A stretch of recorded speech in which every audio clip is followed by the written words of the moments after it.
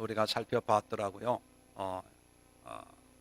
2017년부터 이제 2019년 3년 동안 66장을 살펴보았는데, 자, 이사야 시대에 이미 이사야를 통해서 바르지 못한 그런 신앙에 대한 경고를 하고, 또 회복하지 않으면, 회개하지 않으면 하나님께서 심판하신다는 것을 계속 말씀을 하셨습니다.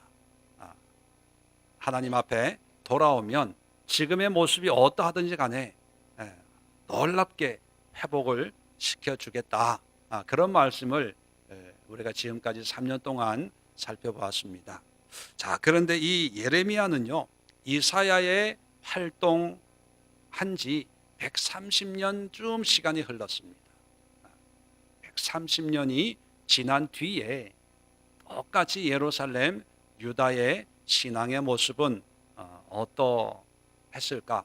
여러분 생각은 어떻습니까? 이사야 선지자가 활동을 했기 때문에 아마 많은 사람들이 영적인 회복을 통해서 하나님을 기쁘시게 하는 그런 삶을 살았겠습니까? 아니면 너는 그래라, 나는 여전히 내가 가지고 있는 믿음으로, 내가 원하는 삶으로 그냥 내대로 살 테니까 더 이상 잔소리하지 마라, 그러고 130년을 살아왔겠습니까? 전자일까요, 후자일까요?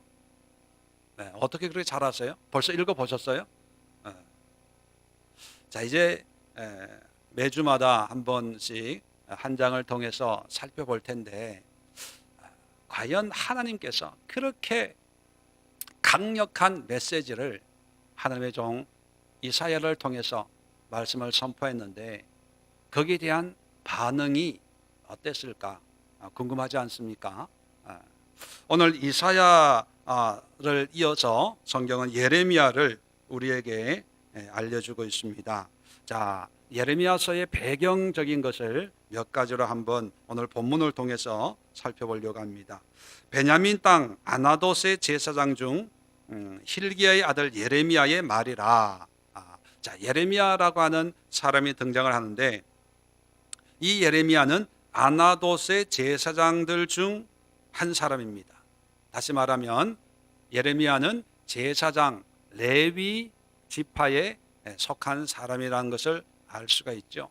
자, 그러면 레위 지파라면 일반적으로 예루살렘 성전을 섬기는 그런 일을 해야 될 텐데, 여기 보면 베냐민 땅 아나돗이라는 장소가 나옵니다.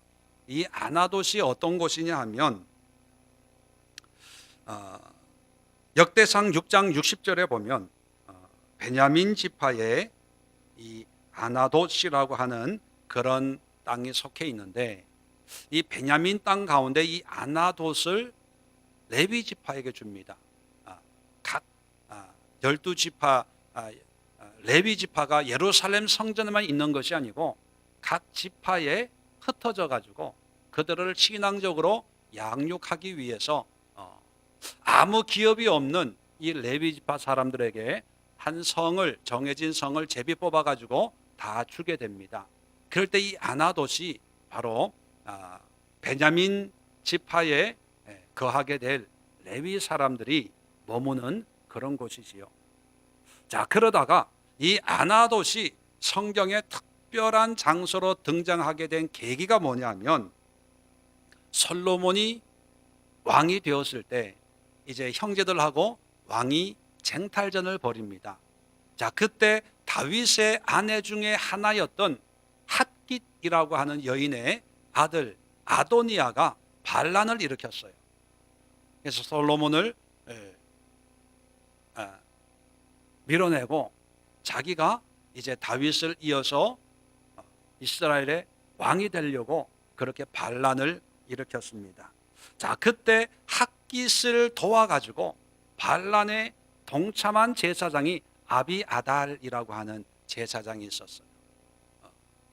그래서 마치 왕이 된 것처럼 그렇게 큰소리를 쳤을 때 이제 결국은 솔로몬이 왕이 됩니다. 다윗의 유언을 통해 가지고 솔로몬이 이제 나의 후계자다 이렇게 선포를 하게 합니다.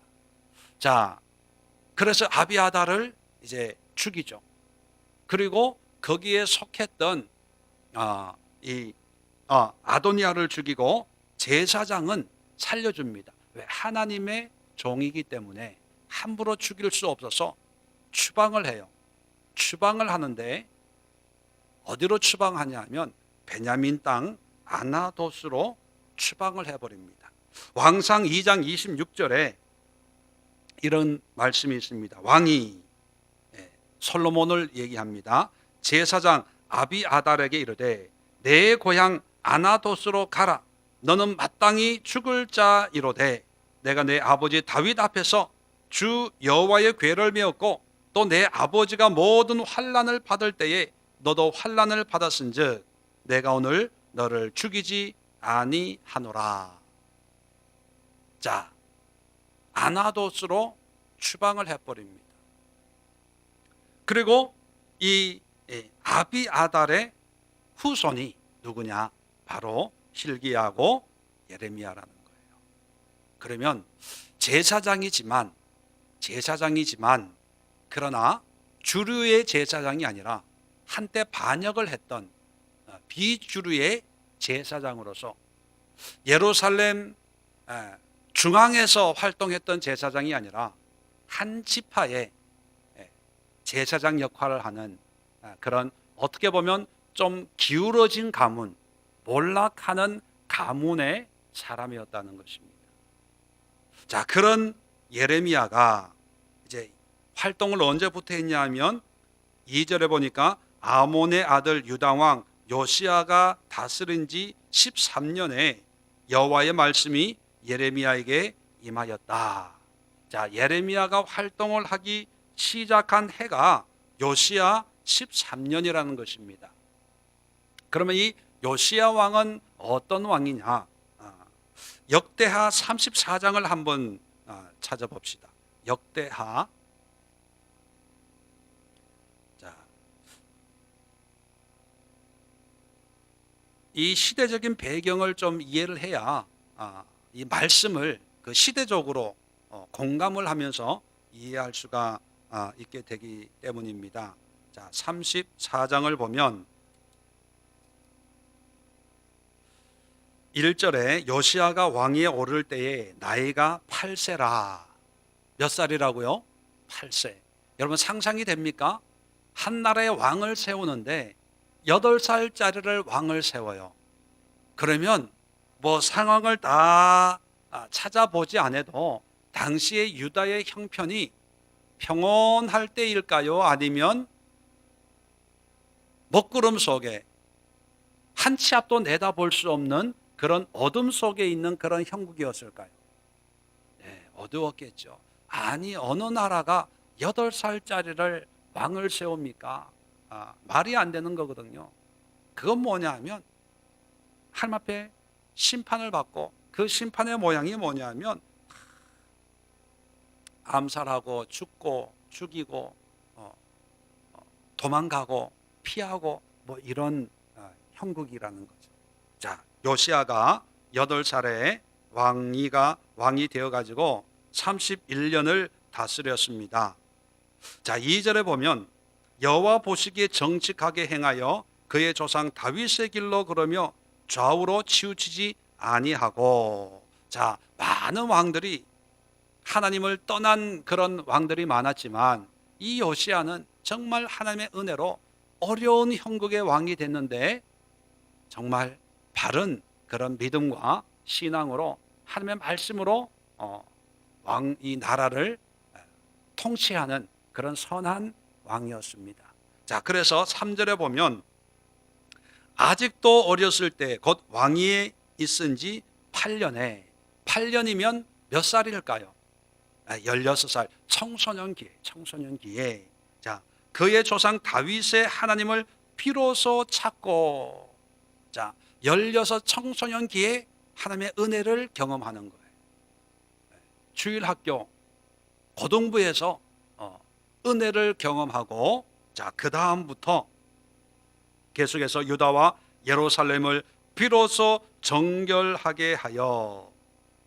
그 산당들과 아세라 목상들과 아로 새긴 우상들, 부어 만든 우상들을 제거하여 버림에 이제 영적인 회복을 이루어가는 거예요.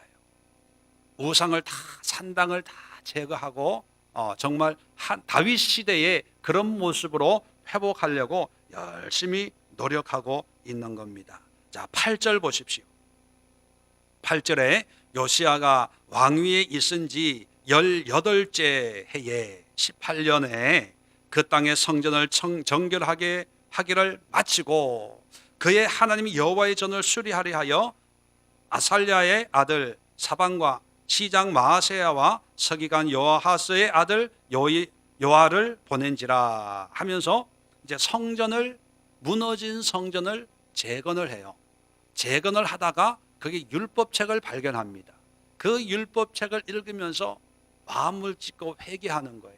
아, 우리가 이렇게 못 살아서 이런 숱한 고난을 겪게 됐구나. 그러면서 온 국민들이 모여가지고 통해 자복하고 그리고 유월절 절기를 지키는 그런 일들이 쭉 기록이 되어 있습니다. 자, 그러면 뭐 요시야를 알려고 하는 게 아니라 시대적인 배경을 알려고 하는 거죠. 자, 예레미야가 선지자로서의 활동을 시작한 해가 요시야 몇 년이라고 기록되어 있습니까? 예, 13년이에요. 그러면 왕이 된 지 8년부터 신앙 회복 운동을 펼치고 있다가 이제 18년에 성전을 정결케 하기를 마치고 어느 정도 개혁을 마친 상태예요. 그러면 13년이라고 하는 그 시간은 뭐예요? 가장 활발하게 신앙개혁, 종교개혁을 하고 있는 와중에 하나님의 말씀이 임한 거예요. 자, 그러면 요시야는 다윗의 길로 행하는 그런 왕이었다 이렇게 기록하고 있습니다. 자, 어린 16살 먹은 이 왕이 은혜를 받고 이제 나라의 분위기가 달라져요. 뭔가 믿음으로 신앙으로 열심히 해보자, 잘해보자 뭐 이런 의욕이 조금씩 불일 듯 일어나고 있을 때에 예레미야에게 말씀이 임한 거예요. 그러면 상황으로 보면 예레미야에게 임한 하나님의 말씀은 지금 일어나고 있는 이 부흥이라고 표현을 해봅시다. 영적인 부흥의 불길에 기름을 붙이는 말씀일까요? 물을 붓는 말씀일까요? 우리가 볼 때 기름일까요? 물일까요? 어떻게 보면 기름인 것처럼 느껴져요. 네, 지금 열심히 하고 있잖아요. 잘하고 있잖아요. 그럴 때 잘하고 있을 때 더 잘할 수 있도록 성령의 불이 계속 타오를 수 있도록 성령의 기름이 부어져야 정말 하나님의 큰 쓰임을 받을 수 있을 텐데 과연 예레미야에게 임한 말씀이 어떤 의미의 말씀일까? 여러분, 지금은 말씀 안 드리겠어요. 매주 관심 가지고 관심을 가지고 한번 살펴보십시오. 물 같은 말씀일까? 기름 같은 말씀일까? 자, 3절입니다. 또 배경을 말씀을 드립니다. 자, 요시야의 아들 유다의 왕 여호야김 시대부터 요시야의 아들 유다의 왕 시드기야 11년 말까지 곧 5월에 예루살렘이 사로잡혀 가기까지 임하니라. 자, 이제 시작과 끝을 얘기하는 거예요. 끝은 뭐냐면 시드기야의 11년 말 곧 5월 예루살렘이 사로잡혀 가기까지. 이게 뭐냐면 예루살렘 성전이 망한 연도로 따지면 기원전 586년이에요. 그때까지 요시야 13년부터 이 시드기야 예루살렘 멸망까지 약 40년 동안 활동을 합니다. 물론 성경을 보면 예루살렘이 멸망을 하고 난 뒤에 예레미야는 숱한 고난을 겪다가 애굽으로 끌려가요. 애굽에서 다시 하나님의 말씀을, 예언의 말씀을 선포하다가 거기서 죽어요.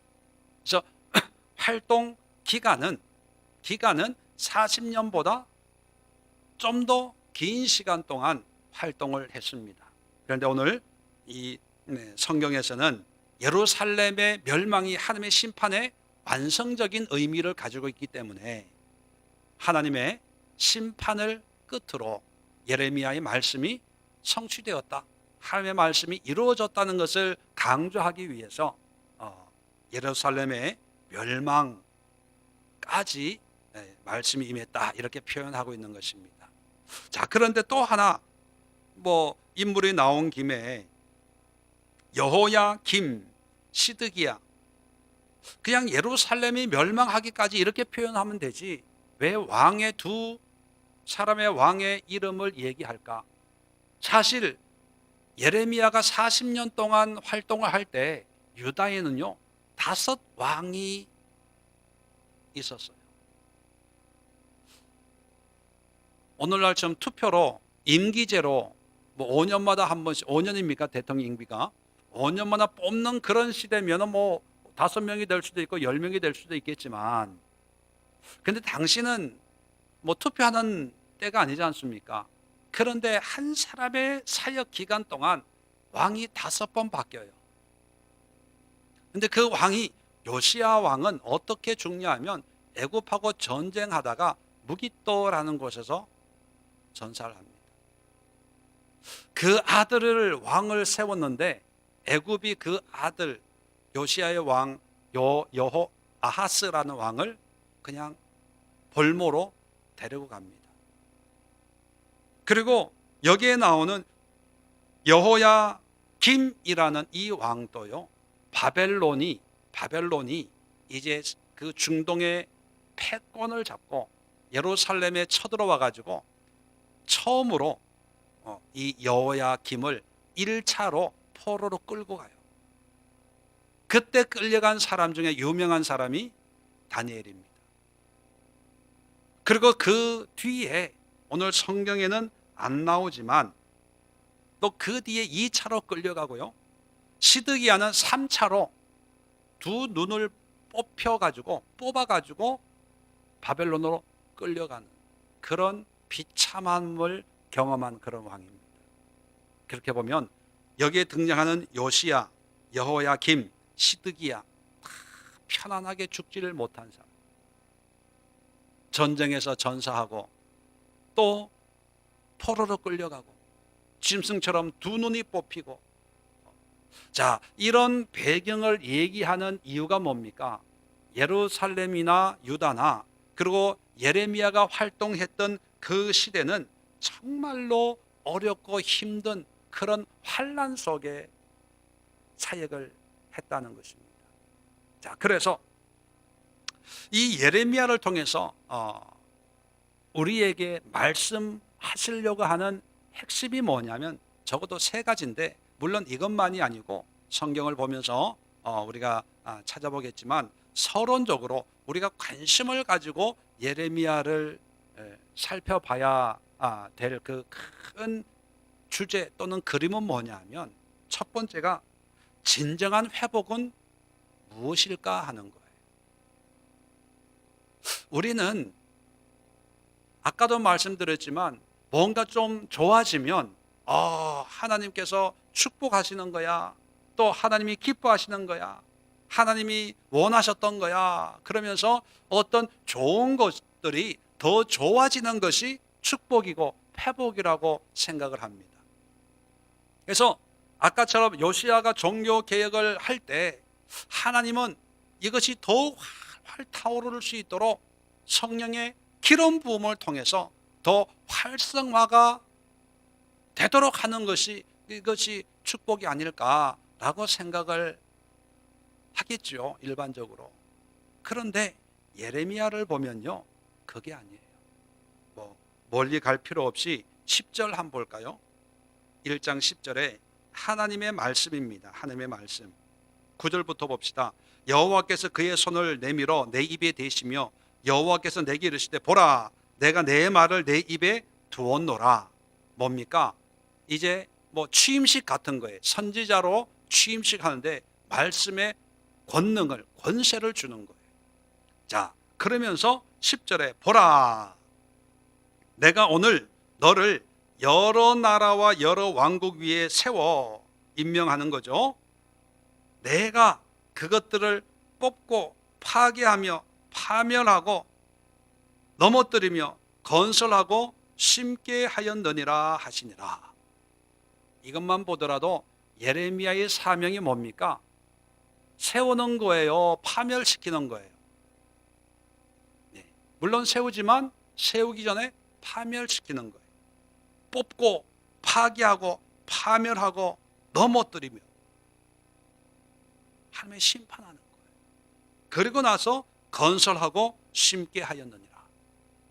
자, 그렇다면 모든 상황에 적용되는 것은 아니지만 예레미야를 통해서 예레미야 시대에, 물론 시작은 요시야 시대죠. 요시야 왕이 시대에 사람들이 다 장밋빛 그림을 그리고 있을 때, 잘 될 거야, 하나님이 기뻐하실 거야, 뭔가 대단한 것이 이제는 뭔가 일어날 거야 라고 하는 막연한 희망이 있는 그런 사람들에게 예레미야는 진정한 회복은 망하는 거야 라고 외치는 거예요. 무너지는 게 축복이야 라고 얘기하는 거예요. 여러분도 아멘 잘 안 하잖아요. 그죠? 응답 받을까 봐. 당시도 마찬가지였겠죠. 그러니까 예레미야는 환영을 받겠어요? 안 받겠어요? 안 받아요. 왜요? 출신도 그렇게 정통이 아니잖아요. 주류가 아니잖아요. 그럼 메시지도 현실하고 달라요. 요시야 왕이 다윗의 길을 행하는 왕이 뭔가 대단한 일을 하는데 예레미야는 아니래요. 잘못된 거래요. 그것이 하나님의 뜻이 아니다 이렇게 얘기하니까 고난이 있는 거죠. 아픔이, 어려움이 그 앞에 말할 필요가 없는 거죠. 예레미야 시대의 이런 모습이 모든 사람에게 적용되는 건 아니지만, 그러나 모든 사람들이 이런 모습이 아니다라고 할 수 있는 사람도 그렇게 많지가 않다는 거예요. 지금 내가 신앙생활 하고 있어. 기도해. 내가 모태 쪽부터 신앙생활 하고 있어. 지금 내가 감동받아가지고 더 열심히 믿음 생활 하려고 해. 그런데 목사님 와가지고, 집사님 신앙생활 그렇게 하는 게 아니에요. 기도 그렇게 하는 게 아니에요. 봉사 그렇게 하는 게 아니에요. 그러면 성령의 기름 부음으로 여겨요? 아니면 재 뿌리고 물 붓는 걸로 여겨요?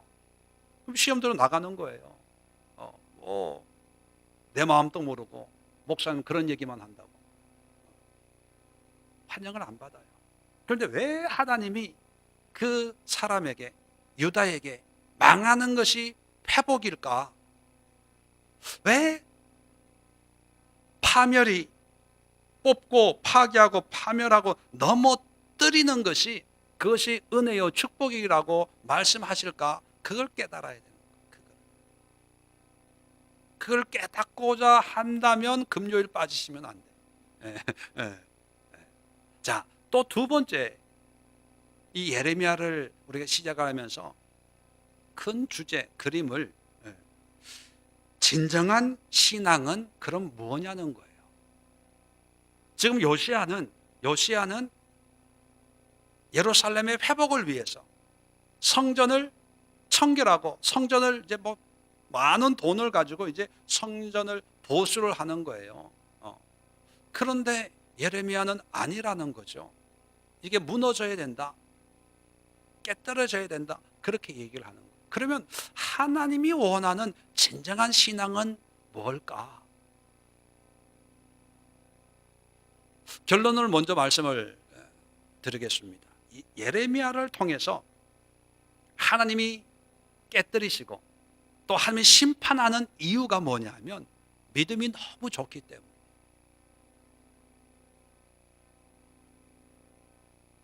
믿음이 너무 좋으면 깨져야 돼요. 무너져야 돼요. 여러분들은 믿음 좋으세요? 너무 열심히 믿으면 망해야 돼요. 왜냐하면 이 당시에 유대인들이 가지고 있는 믿음, 신앙, 하나님에 대한 큰 믿음이 크게 세 가지 큰 기둥이 있어요. 첫 번째 기둥은 다윗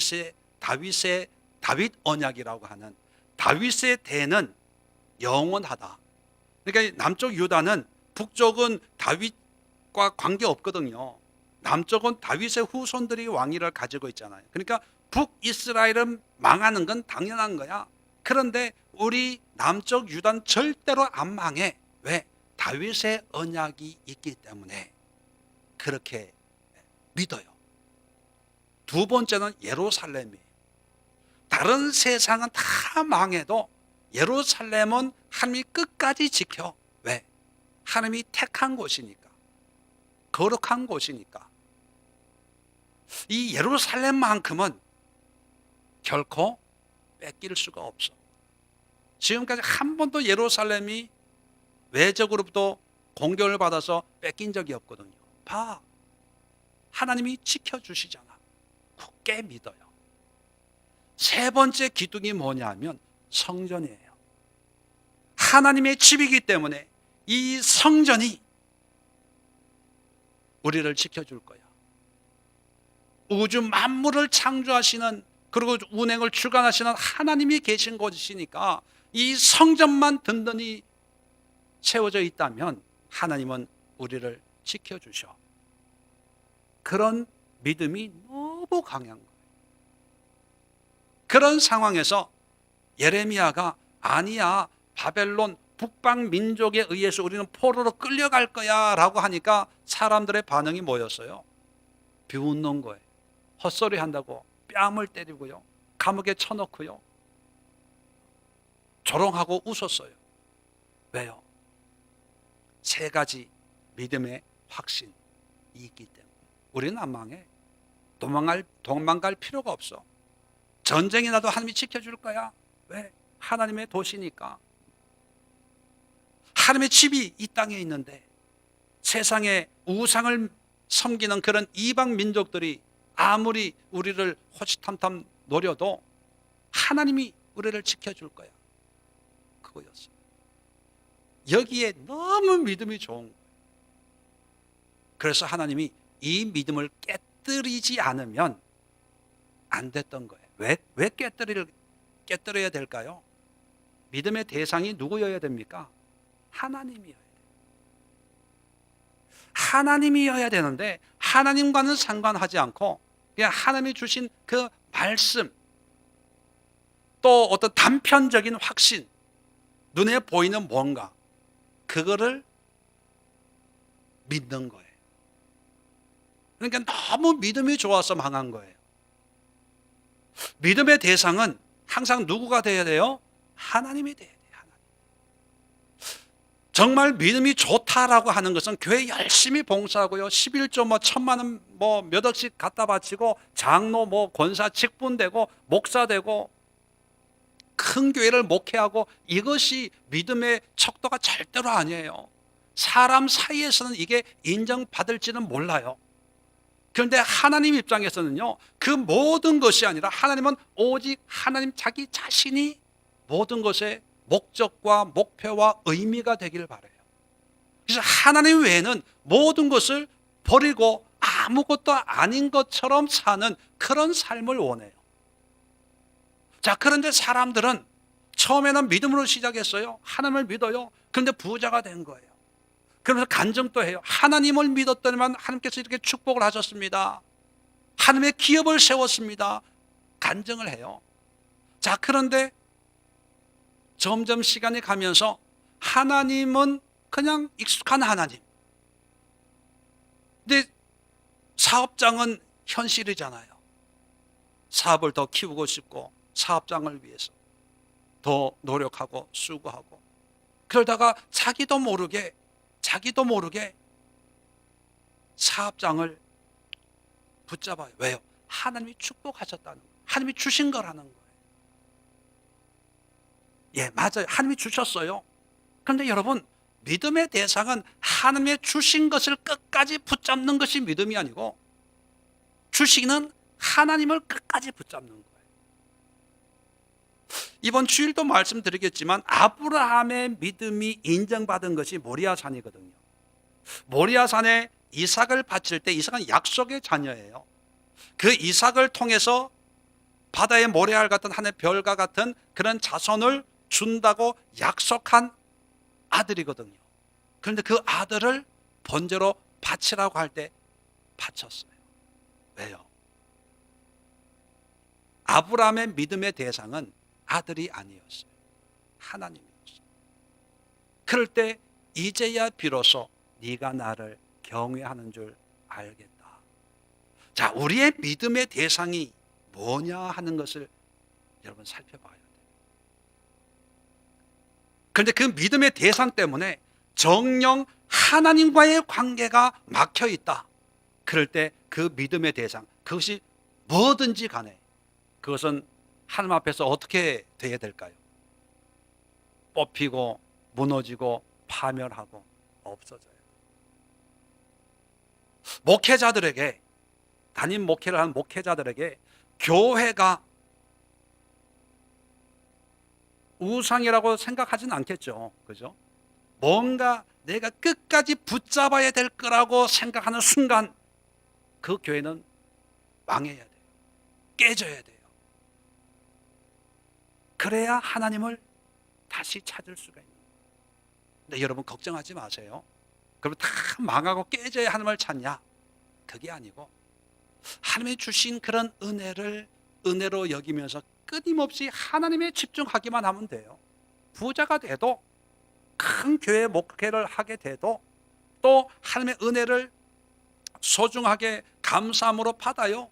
그러나 그 감사함이 믿음의 대상이 아니라 우리의 믿음의 대상은 하나님이다 하는 것을 잃어버리지 않으면 굳이 환난 연단 받을 필요가 없는 거예요. 타산지석이라는 말이 있죠. 다른 사람의 경우를 보면서 나에게 교훈으로 삼으면 되는데 어떤 머리 나쁜 사람들은 다른 사람의 고난을 본받아서 그대로 따라하는 사람들이 있어요. 그죠? 예레미야를 우리가 공부하는 것은요, 야, 인생은 힘들고 신앙생활은 고난과 핍박의 연속이야, 이걸 말씀드리려고 하는 게 아니라 하나님이 이렇게 역사하는 하나님이야, 이런 분이야. 그러니까 굳이 우리가 이렇게 똑같은 전철을 밟지 말고 하나님의 은혜의 뜻 가운데 바르게 살면, 바르게 신앙생활하면 형통한 길로 인도해 주시는데, 좋은 길이 있는데 우리가 이렇게 신앙생활 합시다, 이런 믿음을 가집시다. 그걸 배우기 위한 거죠. 어떤 분이 이제 화요일날 신해산 성경 공부하잖아요. 거기에서도 제가 말씀을 드렸습니다. 어떤 분들이 그런 얘기를 해요. 왜 예수님을 믿는 신약 시대에 이스라엘 역사를, 구약을 공부해야 됩니까? 왜 아브라함을 공부하고 다윗을 공부하고 역대기 뭐 이런 데 보면 뭐 이름 또 익숙지 않은 그런 왕들에 대해서 쭉 있잖아요. 왜 공부해야 됩니까? 우리나라 역사도 모르는데. 그렇게 생각하는 분들이 있어요. 근데 여러분, 이스라엘의 역사를 공부하는 게 아니라 이스라엘 역사를 통해 하나님이 어떻게 일하시는 분인가를, 하나님을 공부하는 거지 이스라엘 역사를 공부하는 게 아니에요.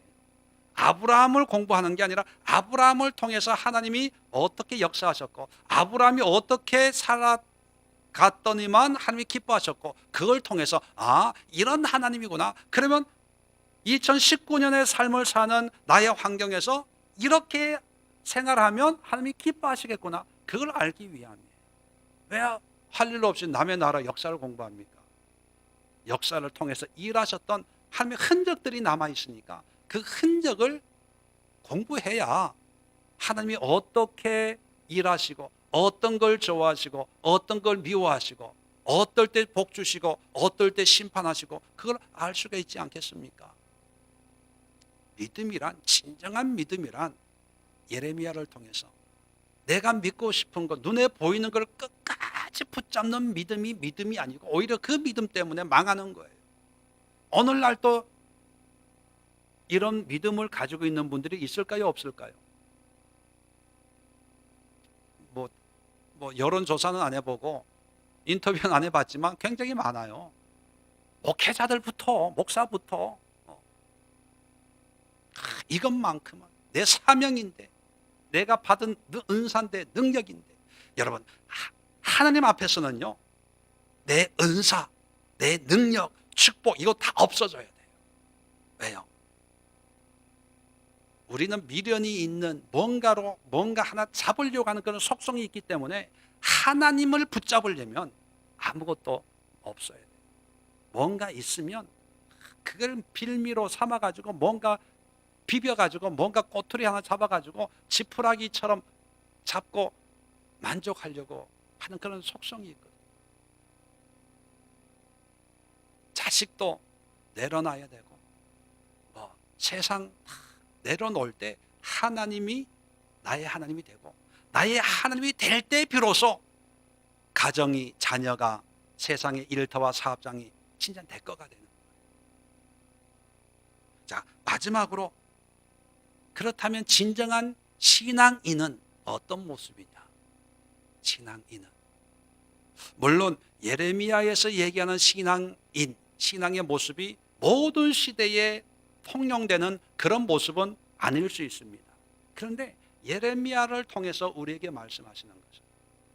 예레미야를 이제 공부해 나가겠지만, 예레미야는 지금 펼쳐지는 현실과 하나님이 주시는 말씀에 그 갭이 얼마나 큰가를 몸소 체험하는 거예요.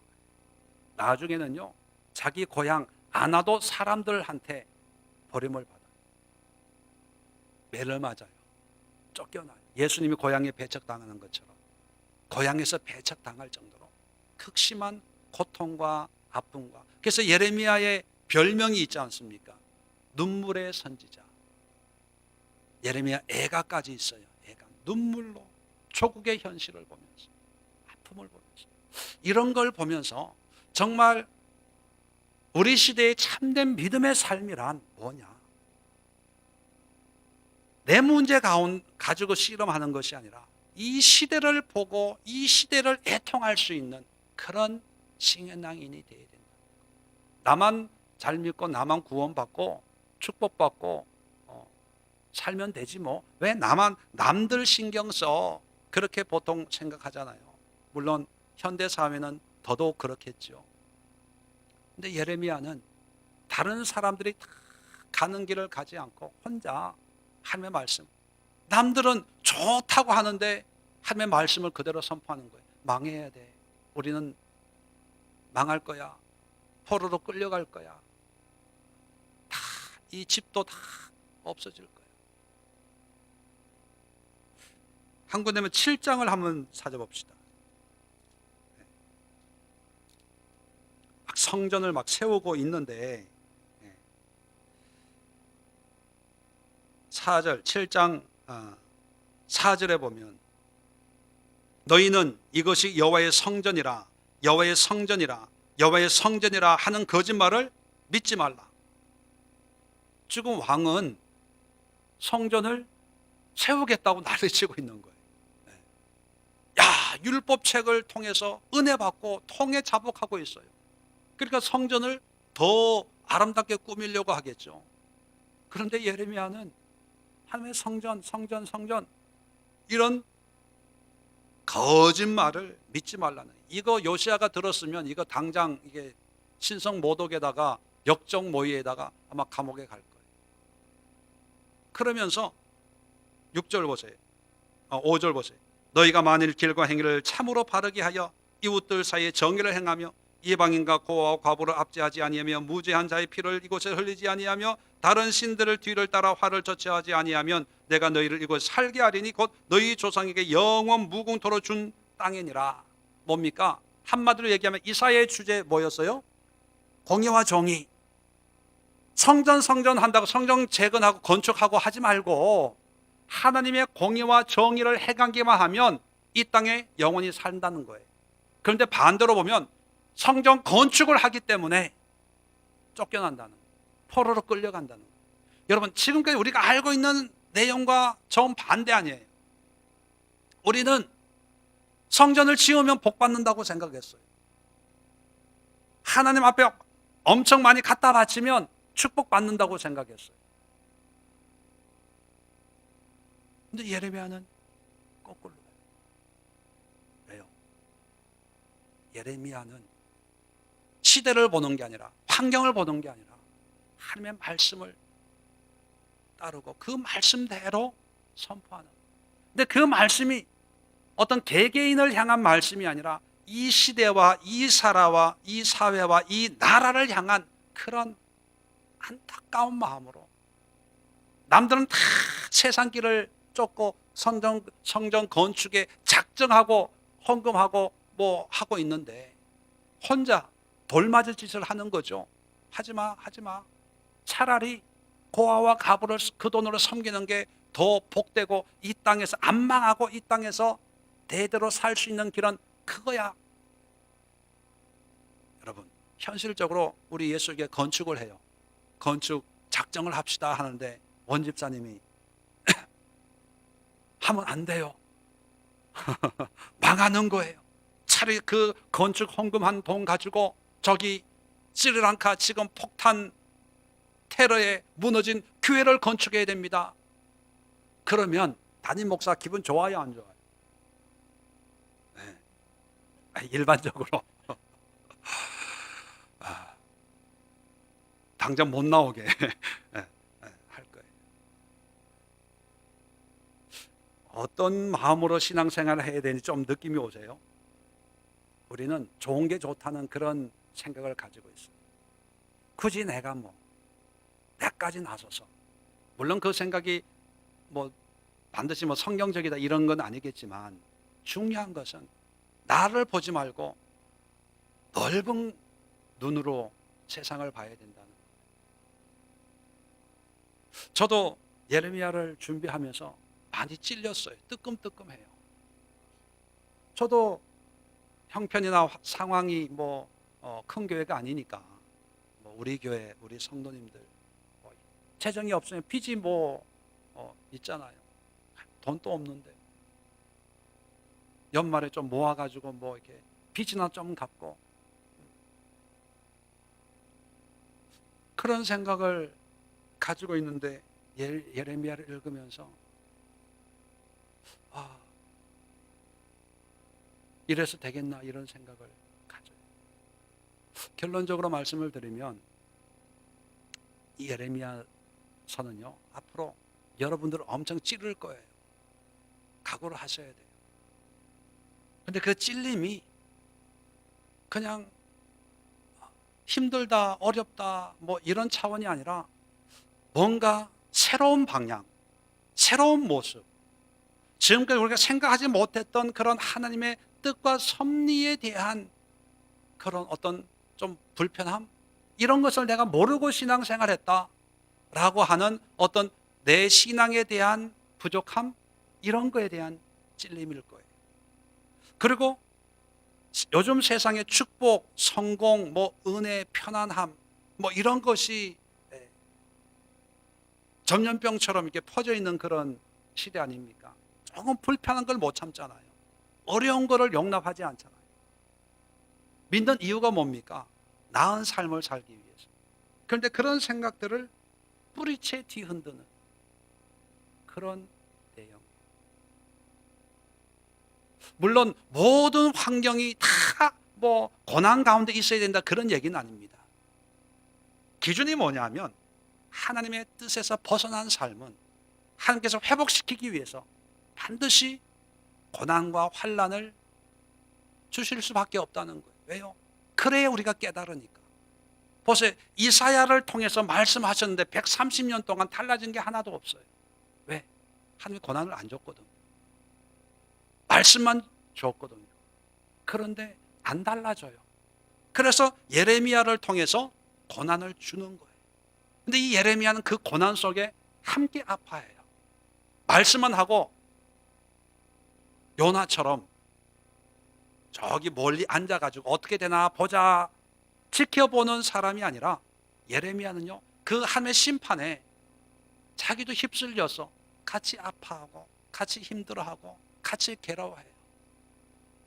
그래서 별명이 눈물의 선지자 예레미야 애가까지 기록할 정도였으니까 정말 그 시대의 고통을 함께 누리는 그런 모습을 보면서 목회하는 저도 그렇고 오늘날의 성도들은 과연 믿음 때문에 이 시대의 신앙의 회복을 위해서 내가 얼마나 함께 아파하고 고통하고 힘들어하고 있는가. 제 자신부터 아마 많이 찔리고 힘들고 또 불편한 그런 말씀들이 펼쳐지겠다는 생각을 합니다. 그러나 우리가 하나님의 말씀이기 때문에 이것이 하나님의 뜻이고 이런 하나님이에요. 이런 하나님을 믿고 이런 하나님을 섬기고 이런 하나님과 함께 동행하는 그것이 신앙생활인데 이런 것을 외면하고 우리가 그리고 싶은 좋은 모습의 하나님을 그리고 신앙생활을 한다면 그 하나님 자체는 또 다른 우상의 모습이 되고 마는 것입니다. 오늘 이 시간 우리 짧은 시간이지만 예레미야 서론을 통해서 도전받은 것 세 가지를 가지고 함께 기도하는 시간을 가지려고 합니다. 하나님